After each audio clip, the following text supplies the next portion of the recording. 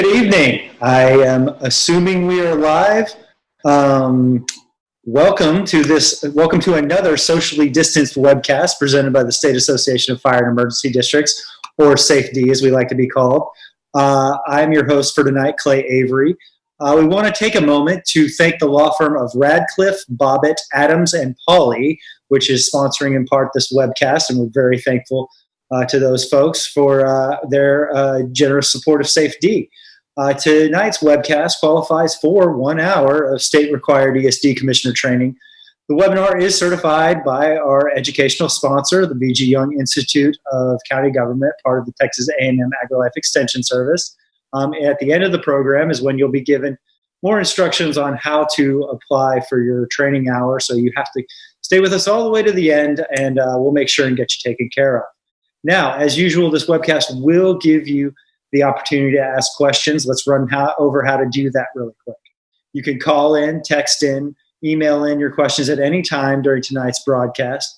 Here's how you do it. You call us at 512-251-8101. You can fax us at 512-251-8152. That goes to an internet email address. You can email us. It's the SAFE-D email address, safed@texas.net, SAFED at texas.net. Texas is spelled out. Or you can text us to 512-567-0857. Normal text messaging rates may apply, and please don't call that number. The person holding that phone is also trying to produce the webcast at the same time. So let's get straight to tonight's topic. The economic downturn caused by the COVID-19 pandemic has disrupted a lot of local government efforts to budget for fiscal year 2021. I'm sure you're no stranger to that as ESD commissioners. Sales tax revenues specifically are especially going to be hard to forecast because people are in tough economic situations. You have some folks losing their jobs, just reducing spending overall. So they're not spending as much, but you have a lot of people shopping at home in some cases. So there's a lot going on in the sales tax arena. Luckily, here to make sense of some of that is Richard Fletcher. He's the vice president of HdL Companies. As vice president, he's responsible for HdL's day-to-day business operations in Texas. He has presented at numerous safety conferences before, so you probably have seen him if you've attended one of our conferences over the last couple of years. He has more than 16 years experience providing financial management services to Texas local governments, including ESDs, but also other special districts, cities, and school districts. Richard attended the University of Houston. Go Cougars? Welcome, Richard. I'm just going to let you go ahead and take it away. I'm going to mute myself and hide my screen and let you take over with your presentation. Thanks, Clay. I appreciate the opportunity to be with everyone tonight. Let me share my screen, and we can get going.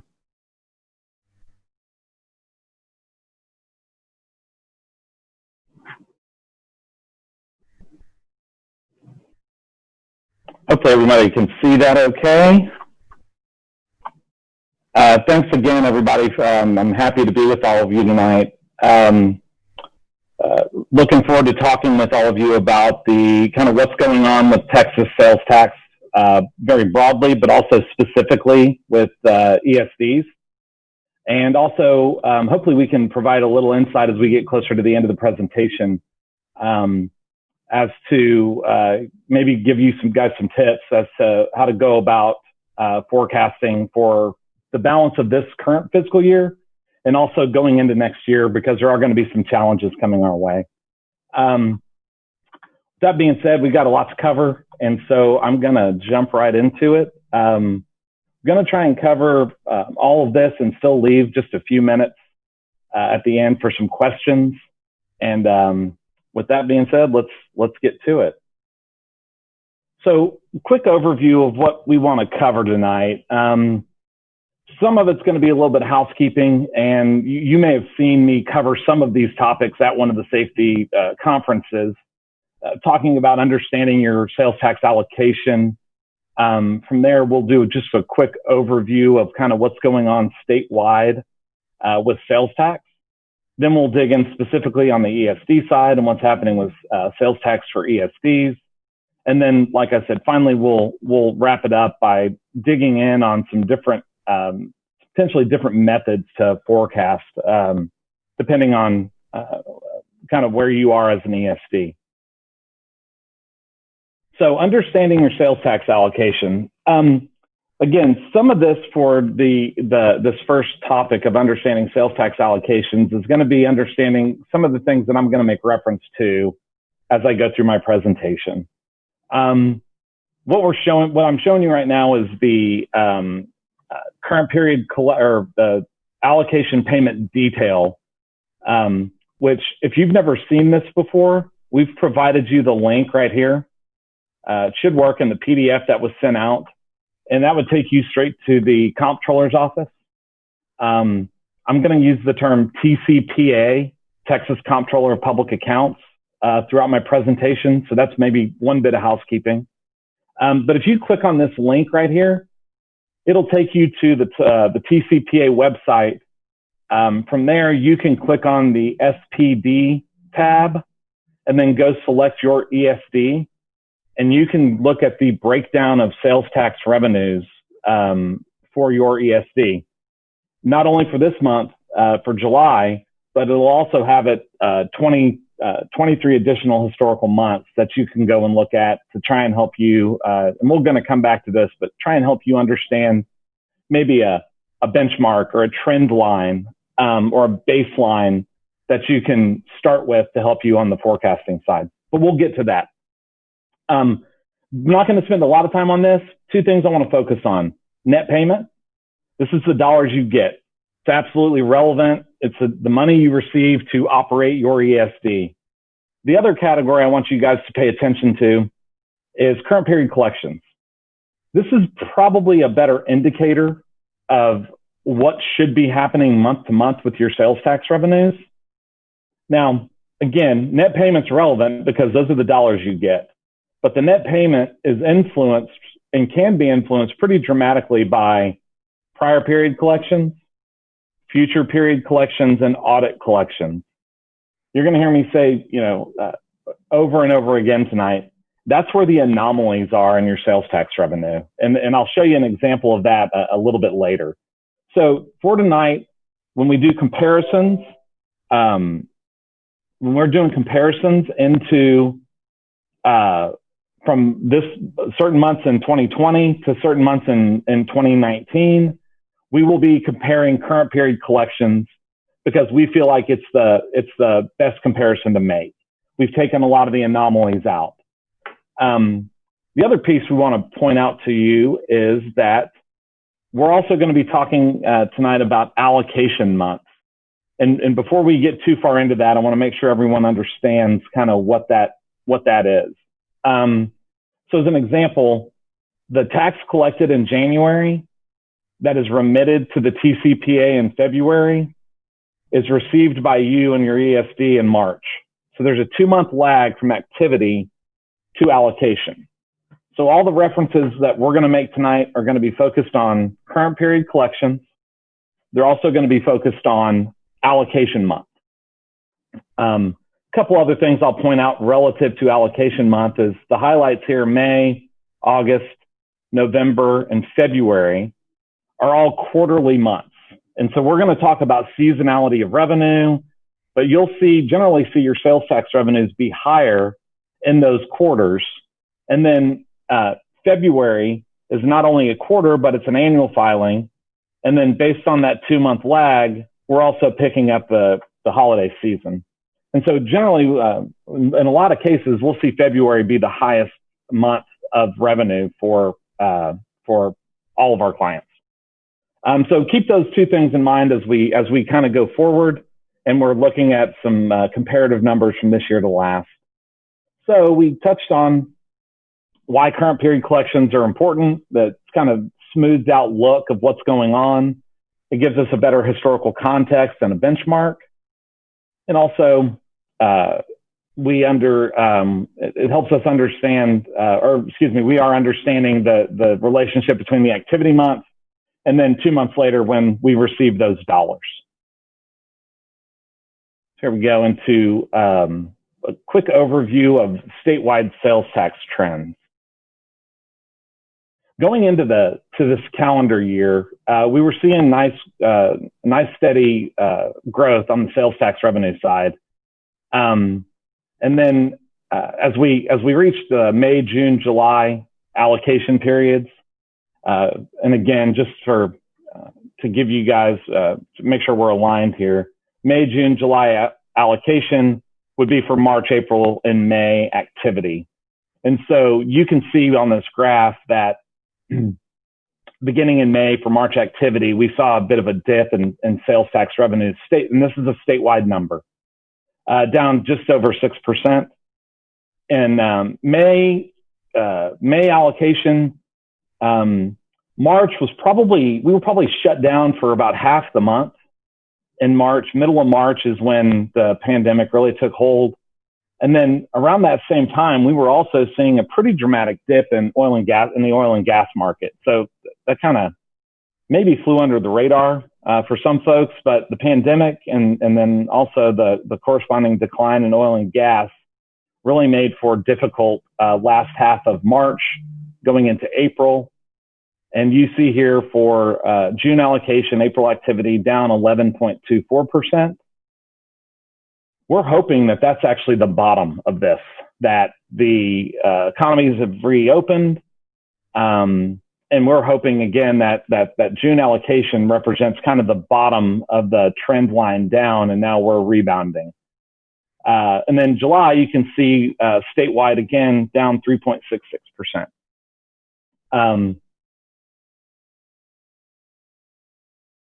The nice part about July is that we are showing, again, a bit of a rebound, right? So I looked at July for May, felt like the economy started to open back up around halfway through May. And it seems like it's continuing to pick up speed, although there are some potential threats to maybe some discussion of closing it back down. And we'll touch on that a little bit towards the end. So some of the drivers that you might want to pay attention to, like the soaring unemployment numbers that have been all over the news. You can see Texas, we're showing you Texas versus the U.S. number. And the nice part about it is, we peaked out, and then again, we saw a little bit of a rebound. We're seeing that unemployment number go back down slightly, and hopefully that trend will continue. Touched on oil and gas. Boy, I think at one point during this, I don't know if it was the end of March or beginning of April, but I'm pretty sure a barrel of oil closed at a negative $50. Shows you kind of how crazy the oil and gas market was. Oil and gas prices have rebounded some, but it looks like it's probably going to be a little while before they're back to the pre-2020 numbers up in the mid 50s or so. And then the other one, just again, for a little more context, these are probably the restaurant reservations is probably more relevant to the major metros, more of the urban areas. But you can see how those flattened out to almost nothing. But again, nice rebound late April and into May. And those numbers continue to look favorable going forward. Interesting looking at a graphic like this relative to the major metros, because we're going to dig in on that a little bit as well. We think there's an interesting story that can be told about what's going on here in the state of Texas. So again, kind of a recap slide. Statewide, the numbers were down negative 6%, May over May, down 11.2%, June over June, and down 3.66% July over July. If you go look at only the 5 major metros, we took Austin, Dallas, Fort Worth, Houston, and San Antonio, and we took their corresponding transit districts that they also get a sales tax. And we removed just those cities and just those transit districts. And this is how all other entities in Texas performed. Significant. I think the number we looked at was the 5 major metros make up almost 40% of the sales tax revenue being collected for this period we're looking at. And to be clear, we didn't take out we took out the city of Austin only. We did not take out, Round Rock and Cedar Park. We took out the city of Houston only. We did not take out Sugar Land or Pearland or some of the other good-sized cities that help populate these metro areas. So we thought this was an interesting number, and it's going to probably it leads to a pretty good story that we have to tell about what's going on very broadly with the ESD market. So quick overview of the statewide trends is that May, June, and July were impacted by the pandemic and to some degree the oil and gas market. So far, June has been hit the hardest. We hope that continues to be the case, which means we've already hit the bottom of this and we're rebounding. And then the other part is that major metro areas are the ones that really took it on the chin. There's some density of population, stricter regulation in those major metro areas. Probably made it a little. That's probably part of the reason that they were hit so hard is population density, and then obviously a little bit more heavier regulation in Houston, Dallas, Austin, San Antonio, Fort Worth. Okay, so that leads us kind of to really what we're here to talk about tonight, which is what's happening with the ESD market. The numbers for ESDs, the numbers look good. Now, to be clear, we know that not every single ESD is seeing these kinds of growth numbers. But if you look at ESDs in blue, up 7.04% in May versus cities being down 5.99%. Pretty remarkable. We looked at suburban ESDs versus rural ESDs, thinking that there might be some discrepancy there. We really didn't see that to be the case. This is pretty widely across all ESDs. Now, again, there's a select number. I think I went and counted calendar year to date. There's like 16 to 18 ESDs that are actually down compared to where they were calendar year to date 19. And so this positive 704, this positive 1178, and then it looks to soften a little bit, this positive 10.84% in July. We see as a very good sign for our ESDs. And so let's dig in and figure out maybe, what's driving some of that. One of the big things is, and we're very fortunate in Texas, we're growing. There's a lot of organic population growth. And I think one of the things is that we were at 25 million, just over 25 million in 2010. Obviously, the census numbers will come out here over the next year or so, but it's estimated that we're going to be around 29 million plus in 2020, leading to 35 million by 2030, and then upwards of almost 50 million people in Texas by 2050. That bodes well for ESDs, suburban and rural ESDs, because we've got to put these people somewhere. And so, the urban centers are growing rapidly, but the biggest growth we're seeing is in the suburban counties, as well as out in the Permian Basin. Interesting graphic here, the roughly 70% of ESDs that currently impose a sales tax are located in those suburban counties.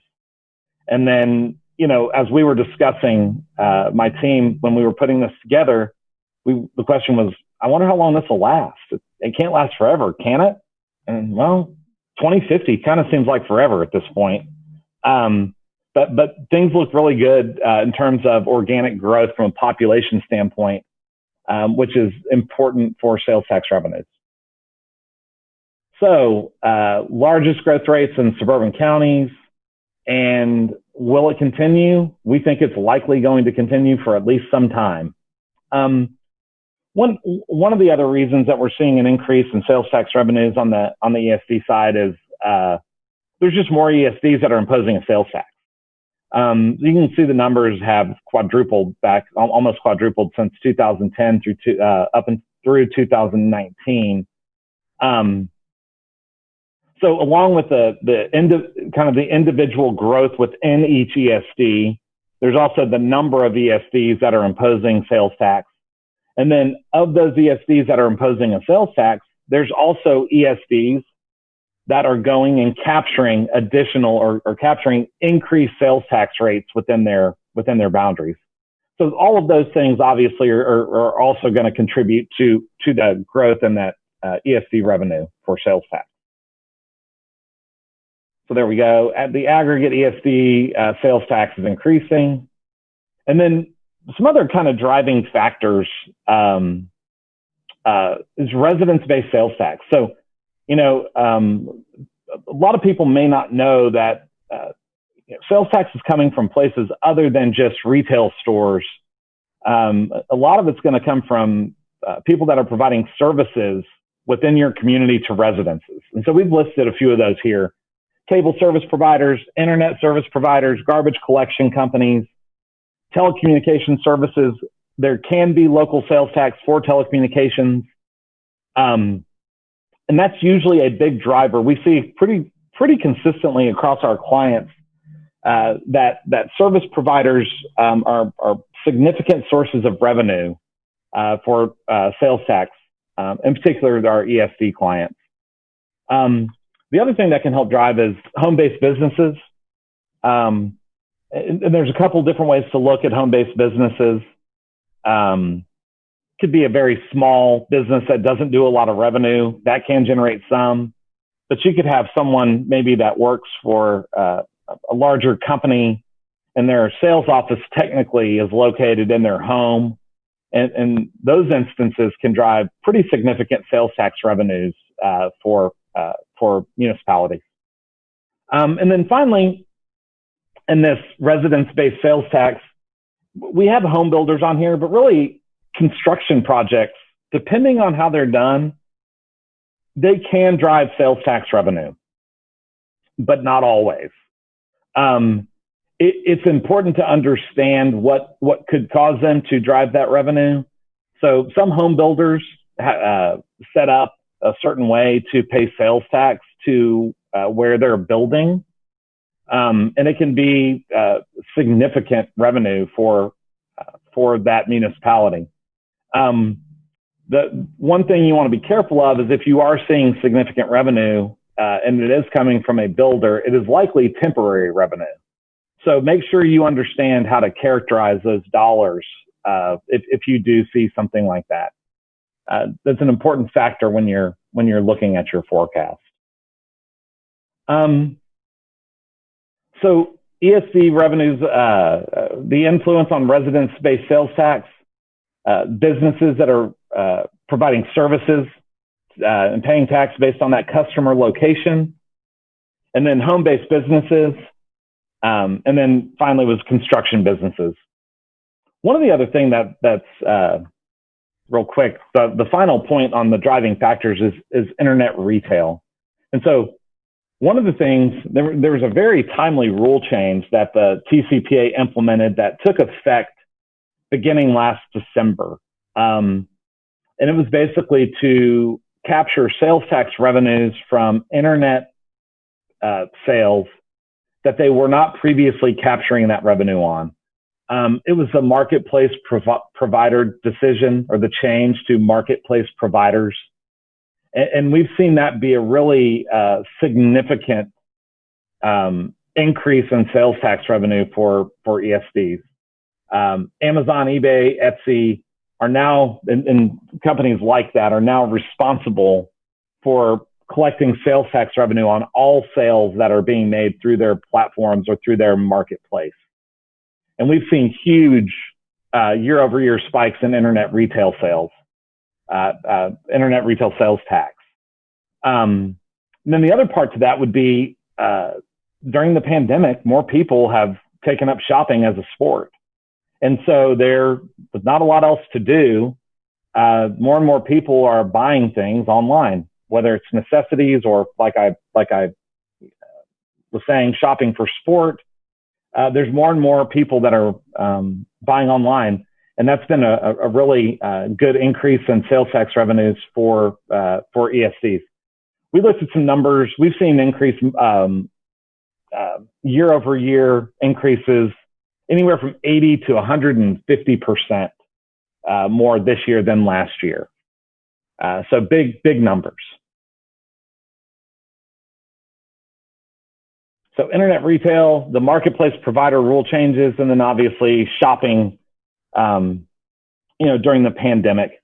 It's also interesting that the shopping patterns may be having an impact. If somebody works in the city of Houston but lives out in the suburbs, that's in one of the ESDs, and they typically went to a mall to buy what they were buying, and now they're shopping online. We're now shifting those sales tax revenues away from the city of Houston and Houston Metro and shifting those to the ESD that they're living in. So interesting that the online shopping can have a real impact in terms of shoring up revenue for the ESDs and also depleting revenue on the major metros or the larger city side.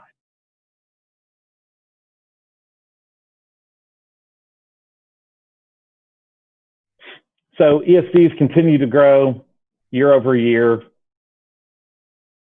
And then obviously the impact of residence-based sales tax and internet. Next thing we want to kind of dig into, and we're going to cover multiple ways of doing a forecast. We've seen clients, I've had people tell me they take the last year's number times 75% divided by 12, and that's their sales tax forecast for next year. And I've seen it work pretty well for people that have done that. What I would say is that, we're in a time where even through a pandemic and an oil and gas kind of bottoming out of that market, I showed you the ESD numbers are still kind of on the rise. Again, not every ESD is that way. But I would say as we go through some of the ideas on how to forecast, forecasting, I would say exercise that forecast muscle. If you're doing 75% of last year's number and dividing it by 12, challenge yourself and your board to do a more granular forecast to give you better insight to who the taxpayers are. And those are some of the things that we're going to touch on here over the last 15 minutes or so of the presentation before we open it up to questions. And so I'm going to cover some very basic things on forecasting, and I'm going to get very specific about everything from how to get your confidential data from the comptroller's office, how to break that data up maybe into some different business groups. And so we're going to go kind of soup to nuts on this. Hopefully we're going to cover something that would apply to every single ESD that's listening in on this right now. And so one of the things that we want to talk about is just kind of a general overview of forecasting, right? I would say establish a baseline, multiply that by the expected growth or shrinkage rate, and that can give you your forecast. So it's like I said, right? It's my baseline was $120,000 last year. I'm going to project flat at 0%. I'm going to divide by 12, and that's going to give me $10,000 a month to slap on my budget going forward. And again, that can work. There's no reason that you can't take that approach.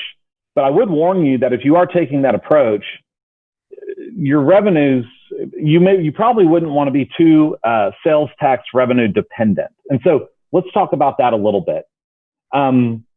If your sales tax is fairly new, if you weren't sure if it was going to pass, if you're really not budgeting for it, but it's helping cover, kind of some wish list items, but you're really not needing it to close a gap in your operating budget, then you could take that kind of basic method of looking at net payment, and having that be kind of your guiding hand to determine what's going to happen, for the balance of this fiscal year and into next fiscal year. But if you're, had sales tax for maybe 2 or 3 years, have a pretty good feel for what the numbers are, and you're starting to use those revenues to close that operating budget gap. You could still make it work without it, but you're becoming more and more dependent on your sales tax revenues. You probably want to develop a little bit different method, a little more granular method to develop that baseline. And then finally, if you're making staffing decisions and entering into construction contracts based on the sales tax revenue you're getting, you probably want to do a pretty deep dive to make sure you understand what to expect going forward. And so we're going to jump into, again, basic stuff. We're going to get more complex. We'll talk about some different sources that we can utilize to help answer questions or help spot trends going forward. And my guess is this is where some of the questions are going to come from as we get closer to the end.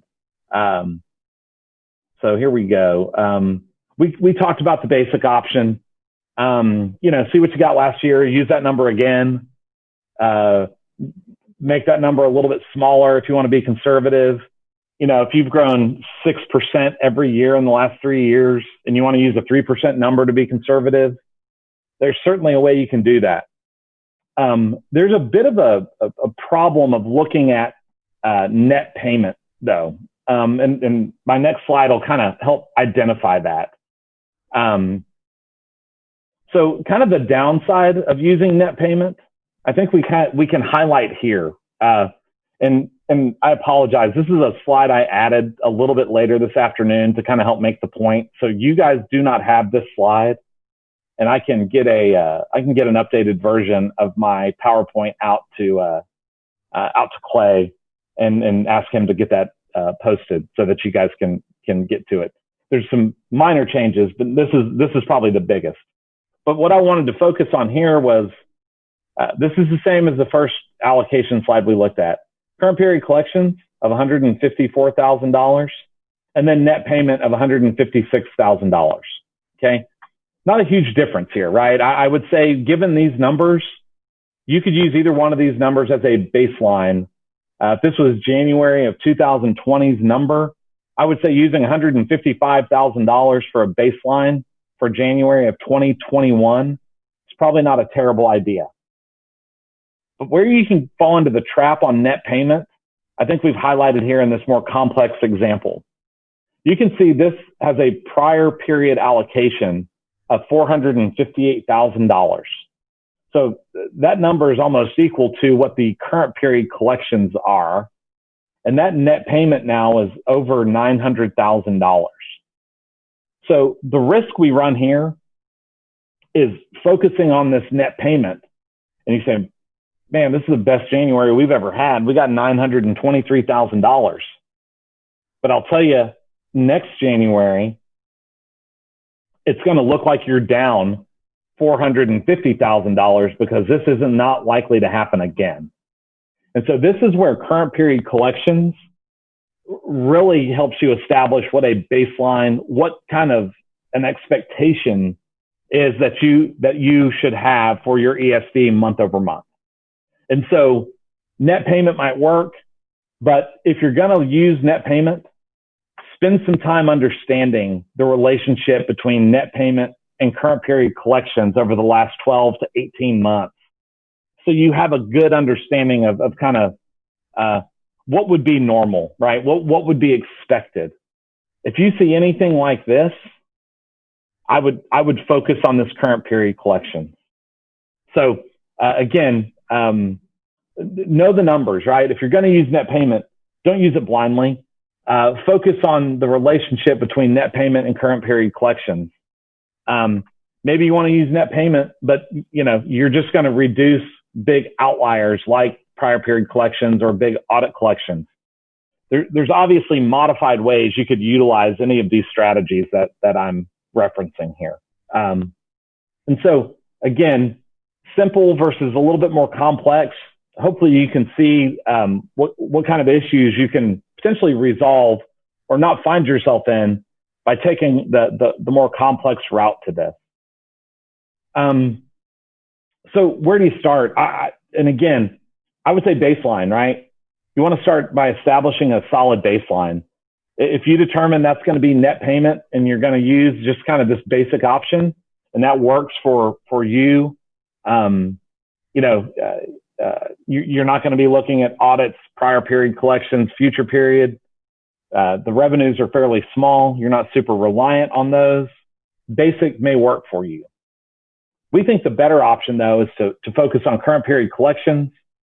And the pros is it does consider kind of those it takes out of play those anomaly categories like prior period collections, audits, future period collections. The cons to using current period collections would be maybe some of those, something along the lines of the home builders that I made reference to a little earlier, where they're driving sales tax revenue. It looks like it's good money, shows up as a current period collection, but you may not know it. It's going to go away in 90 days or 180 days or 360 days or 720 days. If it's temporary money, it would be important to find out how temporary that money is. And then the best option, which we haven't really touched on yet, is the most granular, right? You contact the comptroller's office. We provided you a link right here, tell you how to do that. And you make a request for the detailed confidentiality report. Every taxing jurisdiction, every sales taxing jurisdiction is entitled to that information. Now, it's complex, right? It's not simple. When you get that information back, you'll need to be able to upload a data file, probably into an Excel spreadsheet, but you'll actually be able to see who the taxpayers are that are generating revenue, the sales tax revenue for your ESD. So the pros are, it's as granular as you can get, right? You can understand the impact of audits, prior and future periods. You can look at specific taxpayers. The downside is probably the complexity. Not a lot of ESDs have the resources or someone that they can turn to spend the time to do this complex level of work. So there's 3 different methods you could use. And again, hopefully one of these is relevant or would work for everybody that's on the call today. Couple other issues that we want to touch on is we talked about it a little bit earlier, which was seasonality of revenues. We talked about quarterly filers, being February, and you can see them peaked out here. February, May, August, and November, right? So month to month, you're not going to get a flat amount of money, right? So I would encourage everyone to factor that into your forecast as well. So there's most ESDs experience quarterly spikes because of the number of businesses and who the businesses are that are reporting only quarterly. Again, February is generally the highest month for most ESDs and really most sales taxing entities. And then finally, consider the seasonality of your revenue beyond just those quarterly spikes. I mean, if you, if your ESD has a lake where there's a lot of recreation that takes place and there's businesses that do more, restaurants that do more during the summer months, then you may see spikes in allocation months, August, September, and October. So factor that in. It also helps, I know in the Austin area, when the lake levels are down and people aren't at the lake, it does help it helps you understand kind of what that means for your ESD. And then look around at what's happening from an economic indicator standpoint. Here's some links to some of the graphs we shared earlier in our presentation. See if you can figure out which one trends more closely for your community. Is it unemployment? Is it Texas unemployment? Or, in your community, is that less of an issue? Is it the oil and gas market? Obviously that's a huge driver for a lot of different ESDs, cities, special districts all over the state. The consumer price index. So look for the things that seem to be most relevant to you. I'd also say that, one of the things that me and my team have learned through this process is pay attention to your own spending patterns and those of your family and friends. I mean, if you're not going out to eat anymore, or, if you went to a restaurant 5 nights a week and now you're spending $400 a week at the grocery store, that's a spending pattern. If you're doing it, somebody else is probably doing it too. So pay attention to some of those and find those indicators that you might be able to latch onto, and then try and determine how much more broadly they may be impacting your community. So look for resources, look for industry trades from restaurants, oil and gas. Educate yourself as much as you can. If you're using the detailed confidentiality report, you'd want to focus on those businesses that have opened and are new. Obviously, right now, there's a great concern about businesses that may be closing.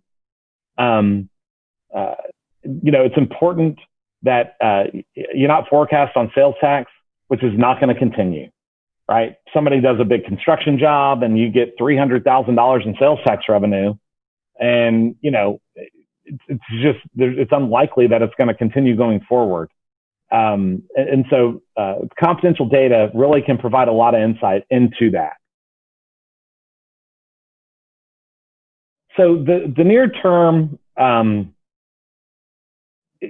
wanted to show you guys just kind of a trend line over the last several quarters for just ESD sales tax. So 2018 through current.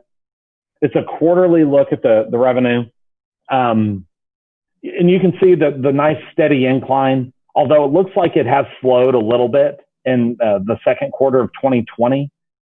There's a lot of discussion. The economists are debating about a V curve or a U curve or a W curve. The nice part for the ESDs, again, very broadly, not every ESD, but very broadly, ESDs, there's really not a lot to recover from. It's more about understanding maybe the slowing of the growth. A couple things to pay attention to coming up. The last bullet point here, the internet retail sales tax increase began in late 2019. Technically, we saw the first dollars in December of 2019. It took a month or two to ramp up. So by the end of this year, that's going to flatten out. It should flatten out some. So we won't see those same month over month gains on the internet sales that we're seeing right now once we hit December and January of 2021. A couple other kind of topical. If there's more federal stimulus money that goes out to individuals, that's generally a good thing for sales tax revenues. And then kind of on the downside is, discussion from our governor about potentially shutting down the economy again for 35 more days could potentially be devastating. And while ESDs have fared pretty well through this, any other kind of economic shutdown, my guess would cause a steeper decline in sales tax revenues than we've seen to this point in the ESD, in our ESD world. So keep that stuff in mind. And then kind of the last couple slides I've got is really, want to recap, and then I want to leave you kind of with an approach that if you were to tackle the confidential data method, the best, what we consider the best method, but also the most difficult to execute on. The last slide, what we'll do is we'll show you kind of a breakdown of exactly how that might look. But again, recap. How important is forecasting to your budget, right? Is your sales tax money a bonus? Is it nominal, or is it vital to staffing and vital to construction and growth of your ESD? So let that kind of be the guiding hand as to how granular that forecast might be. And then this last slide, last two actually. So if you're going to get the confidential data, obviously it's going to be a time commitment. What we've done internally is we've gone and broken up the confidential data into different business groups. What we're looking for is things that might trend together, Things might be impacted by, an example was restaurants and entertainment. So restaurants were taking a hit, but also, water parks and movie theaters were taking a hit. So if you've got a bunch of restaurants and a water park, those are likely going to trend together for right now. And so if you can get the confidential data, break it up, and then forecast against those business groups. And if you kind of go through that exercise, it's very granular. Again, I think it'll be very revealing just what you'll learn by going through that exercise alone. Even if your forecast is wrong to start with, what you'll learn by digging into this level would be a great reward in and of itself. And then kind of recombine those over here to give you that baseline, and then do your best to kind of drop it back into the seasonal buckets that make the most sense, right? If 2 is February, maybe you get 14% of your revenue in February versus in January, you only get 8% of your revenue. So there's a lot of different ways to look at it. And then the last slide I'm going to show you, and this is available to everyone, is this is our forecast that we did. It is a statewide forecast. This is not specific to ESDs or cities, but this is the business groups we developed, and this is available to everyone. You can click on the link and see it. I can tell you we are up to our elbows in updating this forecast right now, and we're hopeful we're going to have it out by the end of the month. And I appreciate y'all's time tonight, and hopefully we've left enough time for at least a few questions. And so if Clay wants to jump back on, also my contact information's here. If I don't get to your question tonight, or if you have a question specific about forecasting or need to reach me, my contact information is right here. I'd be happy to hear from you. Awesome. Thank you so much, Richard. Let's go ahead and real quickly reiterate how to get the questions into us. We do have some already, so we're not going to have time for a whole bunch more, but if you want to try to last call for questions, you can call us here at 512-251-8101. You can fax the question to 512-251-8152. Email the safety email address, safed@texas.net, or text your question in to 512-567-0857. Normal text messaging rates apply. Now, Richard, as I said, we do have a few here that I want to try to just go right to. Let's go out to Henderson County first. How are telecommunications companies required to collect and pay an ESD sales tax once the telecommunications tax exemption has been repealed? Some futuristic thinking there. How does it apply to cell phone services versus landlines? How can we get compliance with the requirement to begin collections and payments once the exemption is removed? And is it retroactive to the effective date that the exemption was removed? So pretty complex question there. Richard, do you want to try to take us through? Sure. There's and this is always a hot topic at safety is there's an automatic exemption in place when you start your sales tax. It takes board action to remove that exemption. We recommend that people remove the exemption, and the main reason we recommend that is because it would allow for. We think telecom providers are largely not very good at understanding where the exemption's in effect and where it's not. It is not retroactive. When you remove the exemption, the state of Texas requires a calendar quarter's notice to those telecom providers. And then the tax would begin effective at the end of that calendar quarter's notice. It's fairly complex. It does apply to cell phones. It does apply to landlines. It does apply to a certain amount of internet, broadband service. It's a tough one. It's a tough one to enforce. We think that a lot of folks, a lot of the telecom providers just collect the money and send it in.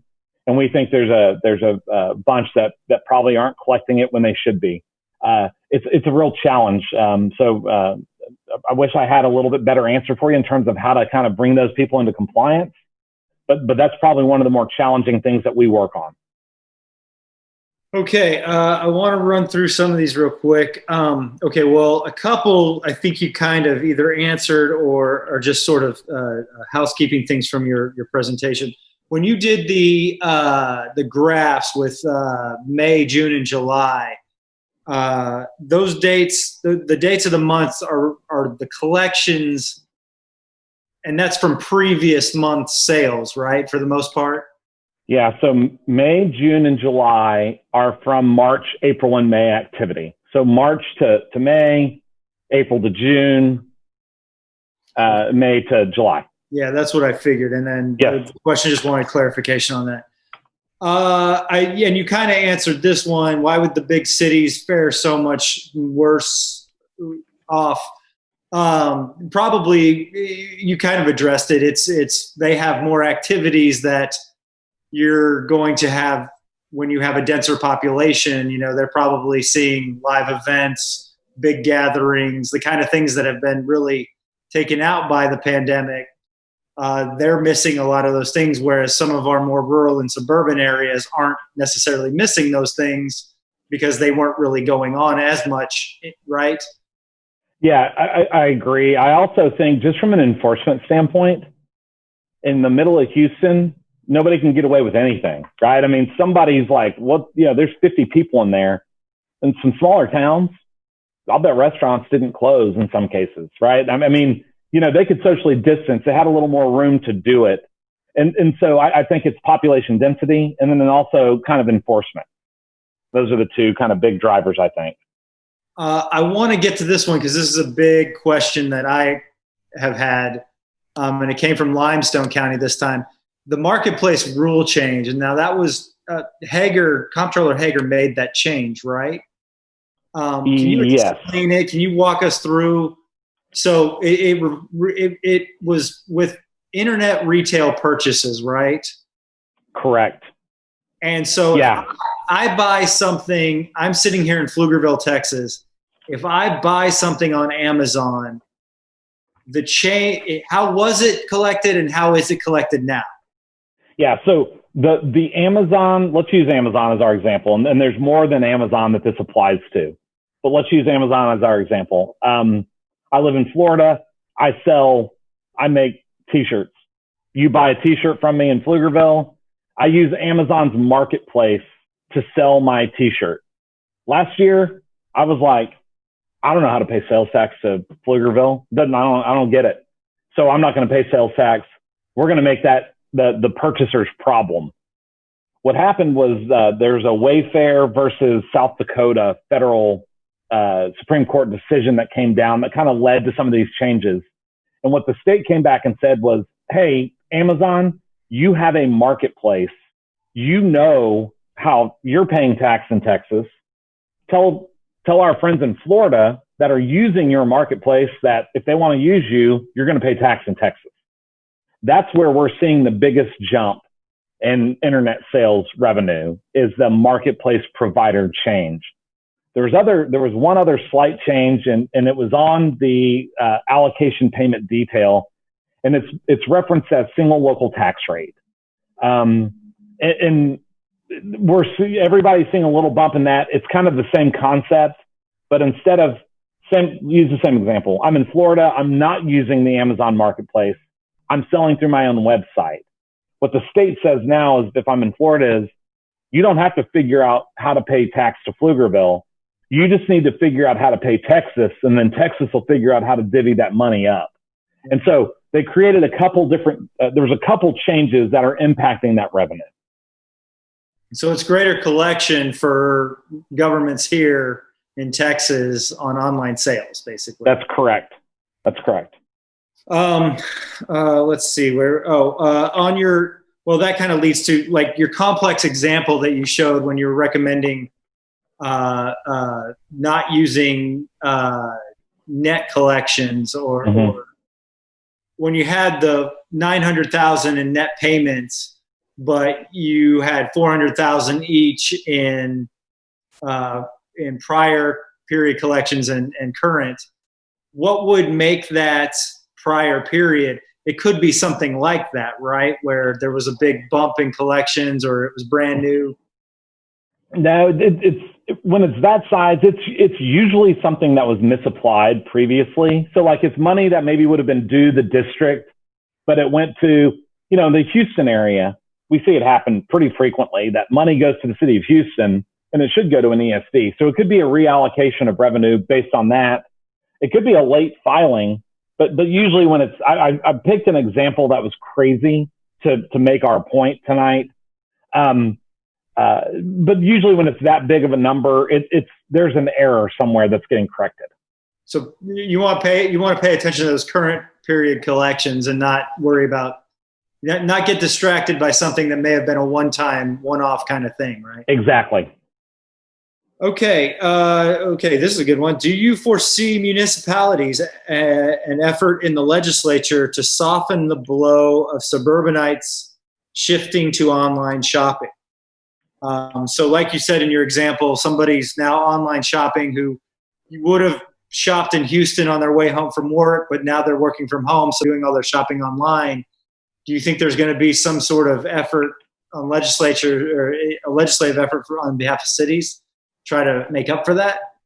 Yeah, I think we're going to see a lot of activity around sales tax next legislative session. The Comptroller Hagar just came out with some additional rule changes to help unwind. Well, it appears that they were made to help unwind.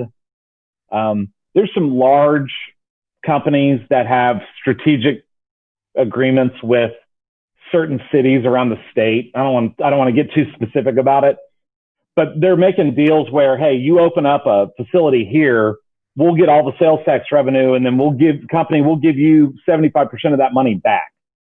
The comptroller has made some efforts to unwind those kinds of agreements so that the sales tax revenue goes back to more from where the spend was, right? Or where it becomes more of a destination-based sales tax instead of a source-based sales tax. So my guess, and those rule changes have been adopted, but some of them will not be implemented until after next session. My guess is we're going to see a lot of discussion about sales tax in 2021. I feel like that issue, the economic development agreements or whatever you call them, That's exactly it. Is a whole hot button issue that we could do a whole nother hour on, which we don't have time for. So yep. Yeah. Anyway. Okay. So I think this is going to be basically our last question. To decide if an ESD should request sales tax percentage, I think this question is asking if they're deciding to go out for sales tax, like try to have a sales tax election. Can a report be found to show the data for their district? So is there a way to figure out how much money they get basically on sales? Yeah, the state doesn't really provide a great way to do that. We have in the past provided the steps to take to ESDs to go and do that research on their own. But there is some information out there. But the problem with that information is it excludes those service providers that I talked about. It's only going to take the actual brick and mortar businesses in that jurisdiction to prepare that estimate. I think is what they're referring to as like an estimate of sales tax revenue. Right. Yeah. So there's some challenges, and again, if anyone would like to reach out to me, I'd be happy to do my best to answer those questions and send them the right place. Oh, okay. We got one right in under the wire. I'll ask this last one. How does one find out about sales tax paid for builders? That's challenging, right? So if you're a small enough community and there's only, and there's a general contractor and you know that if you're doing any permit review, if you're doing any, if you guys are looking at it from a fire code standpoint, which some ESCs might be, that would be one way to find out about the construction. Other than that, it's more about identifying who the general contractor is And that alone is not enough, because there's different types of construction contracts. So I wish I had a simple answer on that one, Clay. I hate to end on one where I'm not being as responsive as I could be. But it's challenging. So I would say in smaller communities, you just have to know about it. You might need to walk through a construction trailer door and ask those questions. This one was from the 210 area code, which is, Bexar County, San Antonio. So yeah, I don't know. It could be a little outside of there, but who knows? Right. Okay. Well, with that, we're going to wrap up because it's right at about 7:30. Thank you all for joining us today. Again, thanks to Radcliffe, Bobbitt, Adams, and Pauley, the law firm, for sponsoring this webcast. Thank you to Richard Fletcher of HdL for doing this presentation.